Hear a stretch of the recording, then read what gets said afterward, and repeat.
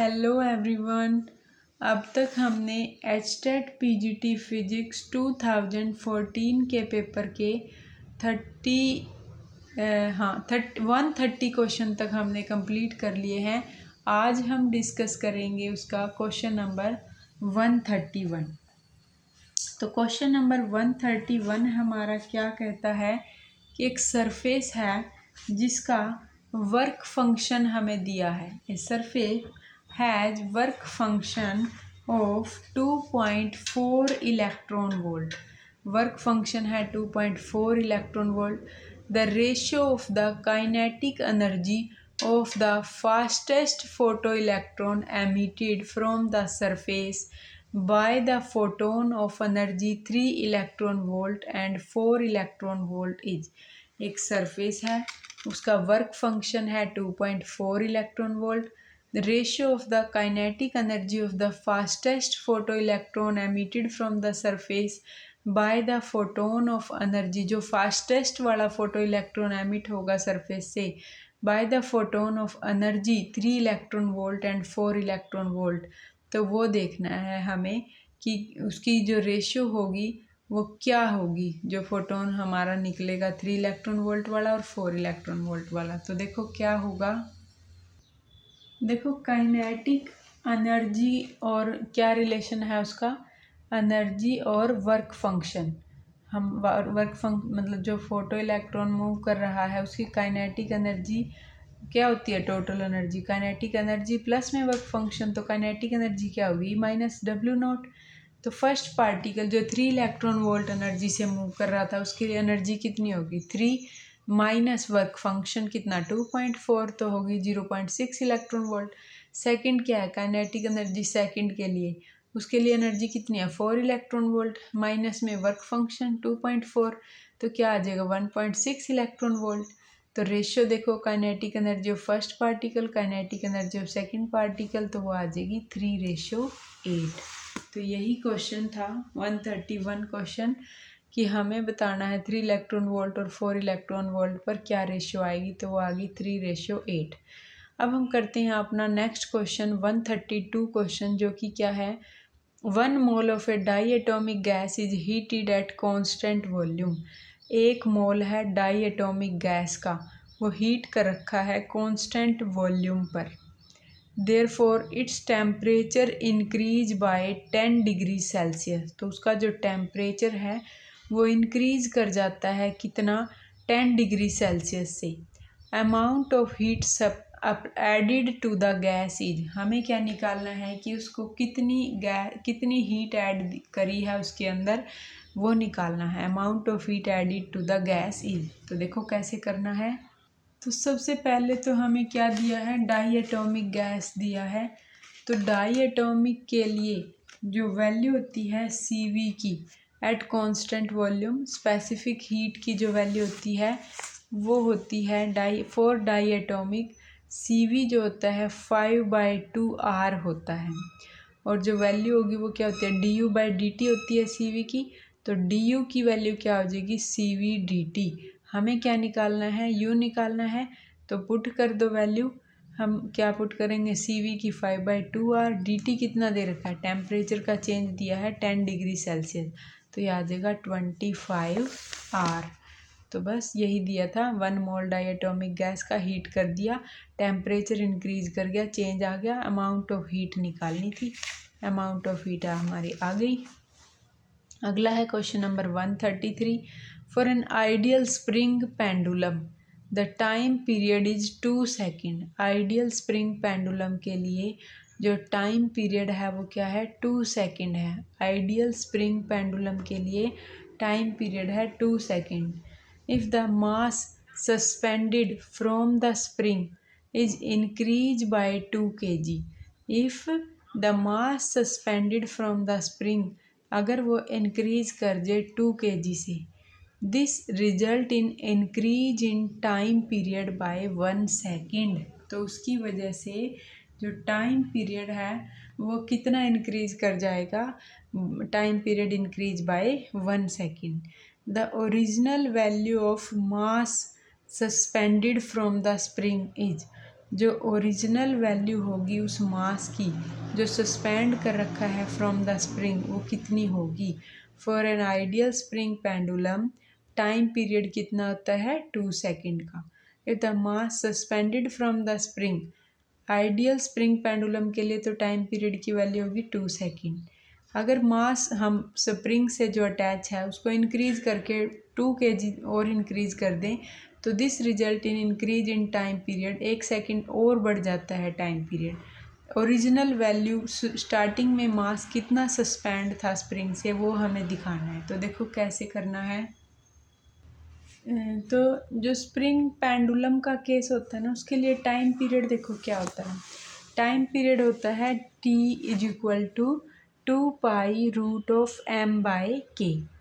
तो T1 जो होगा वो कितना होगा 2π√m/k। T2 क्या है 2π, मतलब स्टार्टिंग में मान लो इतना था टाइम पीरियड, अब वो क्या कर रखा है उसने 2 सेकेंड इंक्रीज़ कर गया है। वो जो टाइम पीरियड है वो जो मास है उसमें मास में 2 kg और बढ़ा दिया है। तो T2 2π√m+2/k। T1/T2 का स्क्वायर देखो क्या होगा, क्योंकि रूट हटाना है तो पहले इसका स्क्वायर करेंगे और इसका स्क्वायर करेंगे। इसका ये दोनों जब रेशियो में आएंगे तो कैंसिल हो जाएंगे। तो ये बचेगा k भी कॉमन है, ये भी कैंसिल हो जाएगा, बस ये बचेगा m/m+2। तो पहले जो टाइम था T1 वो 2 था, अब एक और इंक्रीज़ कर गया है जब मास बढ़ा है तो वो 3 हो गया है, 2/3²। तो m/m+2 4/9 इक्वल टू m/m+2। जब इसको सोल्व करेंगे तो m की वैल्यू हमारे पास क्या आ जाएगी 1.6 kg। तो हमारे पास क्या आ जाएगी 1.6 kg। अब है क्वेश्चन नंबर 134। 134 क्वेश्चन क्या है, which of the following has the maximum ionising power. Alpha beta gamma यही दे रखे थे, तो यही पूछा है कि किसकी मैक्सिमम आयोनाइजिंग पावर है। तो वो है अल्फ़ा रेज की। Those rays which have high charge have large ionisation power. तो alpha rays have high charge, जिसका चार्ज ज़्यादा उसकी आयोनाइजिंग पावर भी ज़्यादा। तो अल्फ़ा रेज जो गिवन है उसका क्या है चार्ज ज़्यादा है, तो इसका हमारे पास क्या है मैक्सिमम आयोनाइजिंग पावर है। अब हम करते हैं अपना नेक्स्ट क्वेश्चन जो कि है 135 क्वेश्चन। क्वेश्चन नंबर 135 क्या है, a ray of light fall on a transparent glass slab. एक रे ऑफ लाइट ली, वो फॉल करती है on a transparent glass slab पर ऑफ रिफ्रैक्टिव इंडेक्स म्यू, जिसका रिफ्रैक्टिव इंडेक्स क्या है म्यू है। If the reflected ray and refracted ray are mutually perpendicular. Reflected ray और रिफ्रैक्टेड रे क्या है म्यूचुअली परपेंडिकुलर हैं। Then the angle of incidence is, देखो क्या गिवन क्या है, रे ऑफ लाइट फॉल करी है ट्रांसपेरेंट ग्लास स्लैब पर जिसका रिफ्रैक्टिव इंडेक्स म्यू है। If the reflected ray and refracted ray are mutually perpendicular, तो हमें क्या बताना है एंगल ऑफ इंसिडेंस बताना है कि क्या होगा एंगल ऑफ इंसिडेंस। तो देखो इसमें तो सिंपल सा ही फॉर्मूला लगेगा, बैरेस्टर लॉ। बैरेस्टर लॉ क्या होता है mu is equal to 10 IP। तो देखो बैरेस्टर लॉ हमारा क्या है mu is equal to 10 IP। IP इन्होंने पूछ ही लिया है तो IP क्या होगा 10 इनवर्स म्यू, बस यही है। अब है question 136। If E is the mean kinetic energy per unit volume of an ideal gas. E क्या है मीन काइनेटिक एनर्जी है per unit volume of an ideal gas. Then the pressure P of the gas is given by. तो जो pressure होगा gas का वो क्या होगा, E क्या है mean kinetic energy per unit volume of an ideal gas. Then the pressure P of the gas is given by. अब हमें प्रेशर निकालना है तो बस एक अभी हम लगाते हैं pressure exerted by the molecule वाला फॉर्मूला। वो क्या है जो ये होता है ना pressure exerted by the molecule on the wall of the container, ये आपने पढ़ रखा होगा। तो उसके कोरस्पॉन्डिंग जो P होता है ना, उसकी वैल्यू क्या होती है, प्रेशर की is equal to 1/3 rho c square. यही होता है ना, रो क्या होता है, mass by volume, density into 1/3। आपने पढ़ा भी होगा, pressure exerted by the molecule on the wall of the container, जिसकी वैल्यू क्या होती है 1/3 रो CRMS का स्क्वायर। CRMS यानी रूट मीन स्क्वायर वेलोसिटी ये होती है।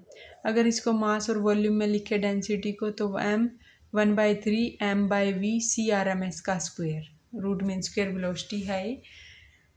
तो 1/3, और जो यहाँ पर वॉल्यूम आपको गिवन है वो देखो क्या है, E is the mean kinetic energy per unit volume of an ideal gas. Volume जो है वो यूनिट है, V क्या है 1 यूनिट है, तो 1/3 mc²।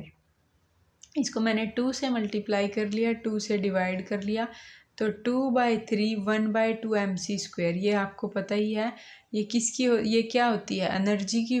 एनर्जी का फॉर्मूला है हाफ mv² पड़ा होगा, काइनेटिक एनर्जी। तो यहाँ पर c² भी वेलोसिटी ही है, तो E is equal to half mc²। तो यानी कि प्रेशर का और एनर्जी का क्या रिलेशन आ गया, P is equal to 2/3 E। अगला है क्वेश्चन नंबर 137।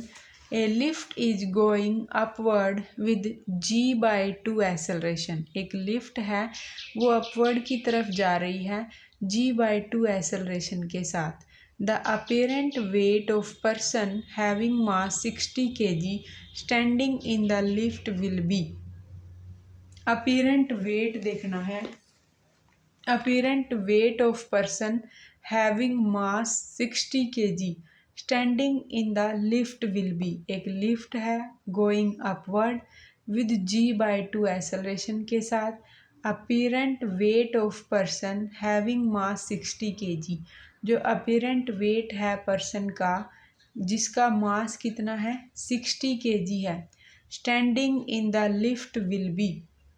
अब हमें देखना है पर लिफ्ट क्या कर रही है, going, lift is going upward, उसके लिए अपेरेंट वेट निकालना है। तो बस सिंपल है, हमने पहले भी किया हुआ है ये। तो देखो जब लिफ्ट अपवर्ड जाती है तो वेट का क्या फॉर्मूला होता है अपवर्ड के लिए, W equal to mg+a।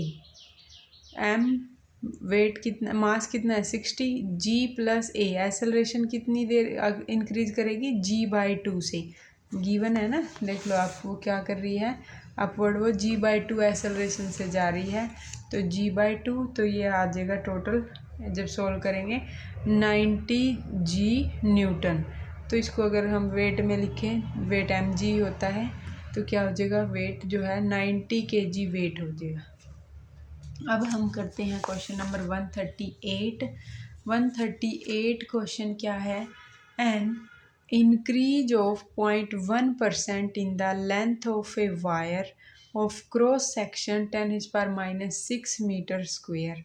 Area दे दिया, लेंथ हमने इंक्रीज कर दी 0.1% से, causes a tension of 1000 newton, तो टेंशन कितनी होती है 1000 न्यूटन इन द वायर।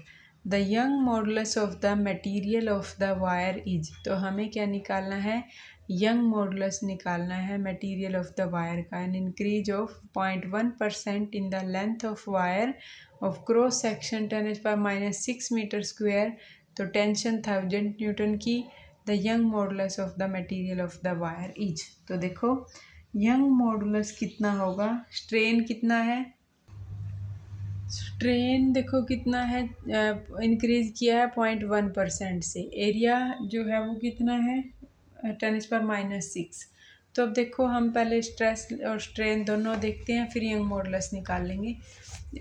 तो स्ट्रेन है 0.1%, 0.100 10⁻⁻3।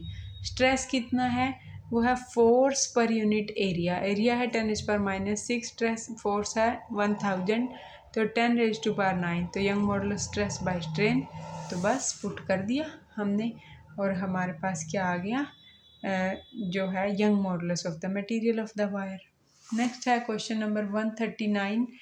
139 क्वेश्चन क्या है, if G is the acceleration due to gravity on earth surface, अगर जी क्या हो, एक्सेलरेशन ड्यू टू ग्रेविटी हो ऑन अर्थ सरफेस पर, the gain in potential energy of an object of mass m raised from the surface of the earth to a height equal to the radius r of the earth is, if g क्या है, acceleration due to gravity है on earth surface पर, g है acceleration due to gravity on earth surface, the gain in potential energy, हमें क्या देखना है, gain देखना है किसके अंदर, पोटेंशियल एनर्जी के अंदर, of an object of mass m raised from the surface of the earth to a height equal to the radius r of the earth, जिसको क्या कर दिया है, जो ऑब्जेक्ट है मास m का उसको रेज कर दिया है सरफेस ऑफ अर्थ से to the height equal to the radius r के इक्वल हमने उसको रेज कर दिया है। तो देखो क्या है, अब हम देखते हैं। तो देखो हमें पता है पोटेंशियल एनर्जी का क्या फॉर्मूला होता है, फोर्स इनटू डिस्प्लेसमेंट। अब ये देखो कहाँ से कहाँ तक, r से 2r, क्या गिवन था ना ये हमें कि acceleration due to gravity on earth surface, gain in potential energy of mass m raise from the surface to the height equal to radius r, पहले ही r है और इतनी ही हाइट ऊपर तक इंक्रीज कर गया है, तो r से 2r तक वो चला गया है, f dr। अब देखो r टू 2r, f क्या होता है, G M M by R square gravitational force into में डी आर, ये कांस्टेंट है जी एम एम, r टू 2r r minus 2 D R. Solve करेंगे इंटीग्रेशन तो आप सोल्व कर लोगे, तो G M M minus 1 by R, r टू 2r, upper limit lower limit दोनों पुट करेंगे, G M M by 2r, और आपको पता है g की वैल्यू क्या होती है, G M by R square, r से मल्टीप्लाई कर लो, r से डिवाइड, और G M by R square की जगह क्या पुट कर दो, स्मॉल g, तो 1/2 mg/r, तो ये हमारी क्या आ जाएगी, ग्रेविटेशनल पोटेंशियल। अब हम करते हैं अपना क्वेश्चन नंबर 140। क्वेश्चन नंबर 140 क्या है, a current I flow in a square loop of arm a, एक स्क्वेयर लूप है उसकी आर्म है मान लो ए, उसके अंदर जो करंट है वो आई फ्लो कर रहा है, at the centre of the loop the value of magnetic field is, direct formula ही है कि एट द सेंटर पर जो मैग्नेटिक फील्ड है वो कितना होगा, देखो हमने पढ़ रखा है +2 में, तो इसके लिए हमें पता ही है कि मान लो एक सर्कुलर लूप है और उसमें जो करंट है वो कितना फ्लो कर रहा है, आई करंट फ्लो कर रहा है, तो जो सेंटर पर हम निकालते हैं मैग्नेटिक फील्ड की वैल्यू वो कितनी होती है, 2√2 म्यू0 I बाई पाई ए। वो एक रिलेशन पढ़ते थे हम, देखो कैसे होता था, रिलेशन होता था मैग्नेटिक फील्ड का, 4 म्यू0 by 4 pi 4i by a/2 sine φ2 plus sine φ1।